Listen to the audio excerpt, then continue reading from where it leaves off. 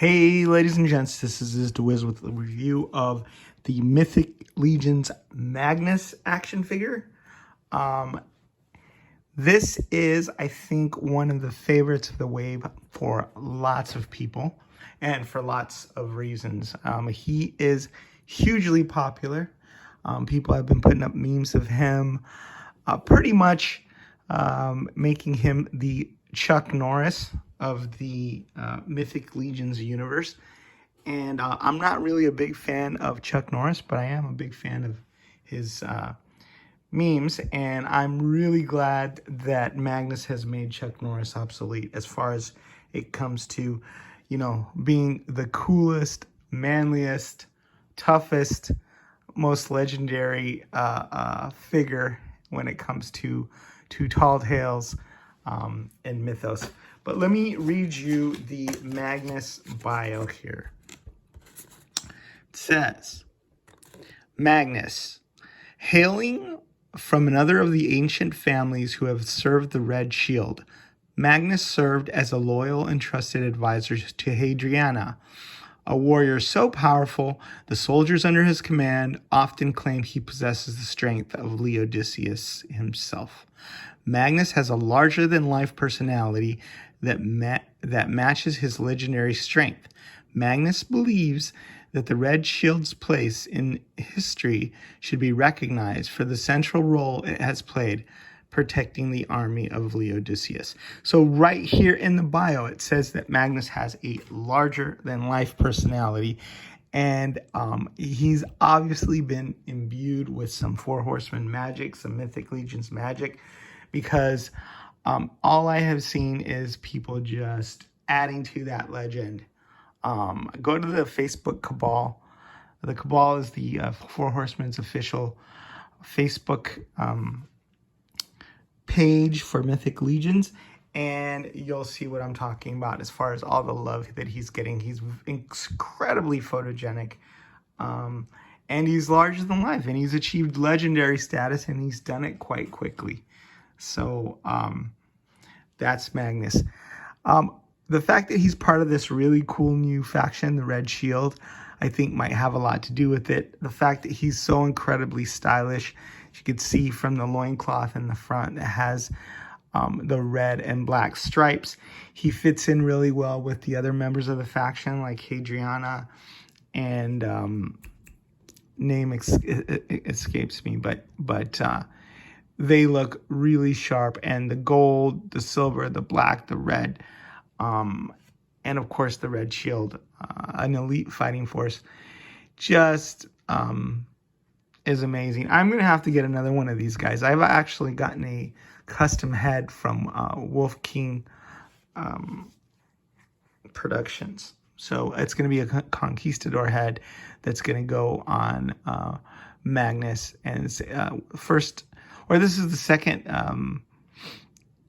third-party head that I've gotten, but I'm going to have to get another Magnus, and he's just absolutely magnificent. He comes with this, which is the bucket helm.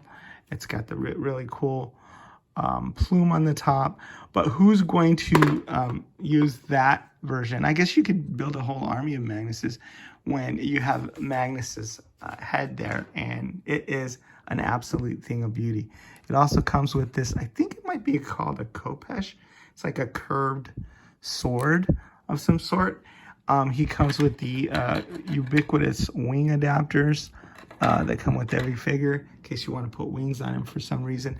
But it's just the face. It's got so much personality to it, and so much, the beard, and so much incredible manly appeal. So let's take a closer look at that head.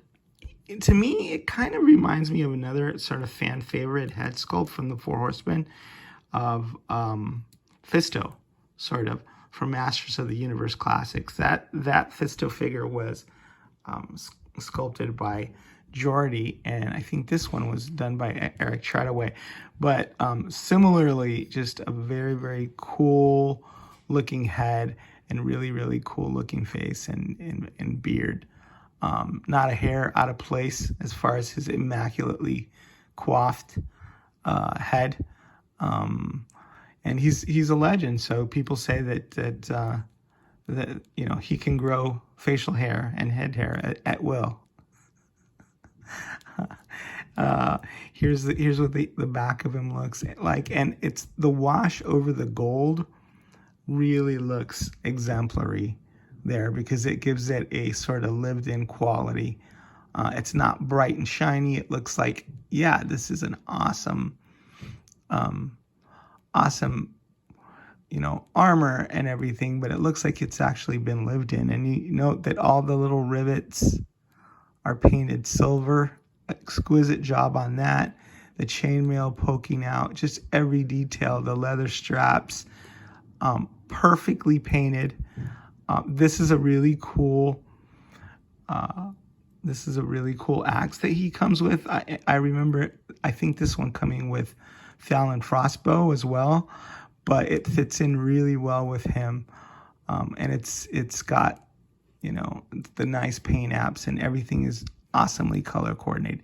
Now, I do have a nit to pick with this figure, and I don't know how this happened exactly, but the belt is slightly tacky, and it's been pointed out on, you know, the forums, and people have, you know, talked about how to fix it and fixes for it. But what happened is, I think at the factory, they might have used the wrong kind of paint for this brown portion, and it's ever so slightly tacky. It's not extremely tacky, but that is a chemical reaction that is probably never going to cure or never going to actually dry. So that little tackiness doesn't really bother me. I may do something with it, just, you know, out of a little bit of OCD or something, but it doesn't, it's just ever so slightly tacky, not a huge deal. But, you know, just knowing that it's there, and knowing that some people have published fixes as to how to strip the paint and then paint it brown, I think I may do something with that. The other thing that's kind of strange about this figure is, if you look at the belt, that is the one place on the figure where we have sloppy paint apps, right there on those silver straps. And I've never seen this sort of slop. And it, you know, if it was a normal figure, you know, it probably wouldn't really go unnoticed. But the paint apps on Mythic Legions are so awesome that just something like that really stands out as unusual. So that's the one drawback on the figure. But other than that, it's really, really awesome. And I don't think it's going to be a difficult fix, whether it's stripping the paint, repainting it, or just sealing it. Not all of the figures are tacky, but mine is ever so slightly a little bit tacky. And I've had action figures in the past that have had a similar issue with tackiness. And I know that you can wait for years, you can put them in a bag or whatever. It's never going to go away unless, you know, you actually do something about stripping the paint. And it's sad because you shouldn't have to do that with any figure, but this is a slight defect on a line that is almost that is spectacular as far as how great their figures are, how great the quality is. So there's not, you know, a lot of nits that I've had to pick. And like I said, it's not extremely tacky, but it is a little bit tacky. And that this paint is a little sloppy.